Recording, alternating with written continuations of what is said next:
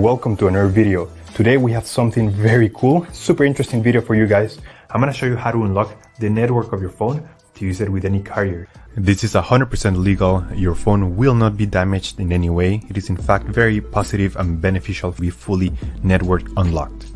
Because your phone's resale value will increase because your phone will be compatible with any other carrier worldwide. We're gonna begin. So to start, we're gonna get the phone's IMEI number. That's a unique number for every phone. So to get it, simply dial *#06#. As you will see, your 15-digit IMEI number will appear in the screen of your phone.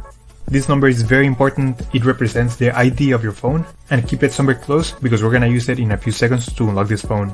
Okay, now we're gonna switch to the computer. We're gonna use this website to request the unlock code to unlock this phone. So first you need to fill in the information about the phone you want to unlock in this form. Processing times may always vary, so be very patient. It may be very fast sometimes, but sometimes it may also take a little bit longer, so just keep that in mind. Okay, so after you have waited the estimated amount of time, you're gonna get an email, and I'm gonna show you how the email will look like.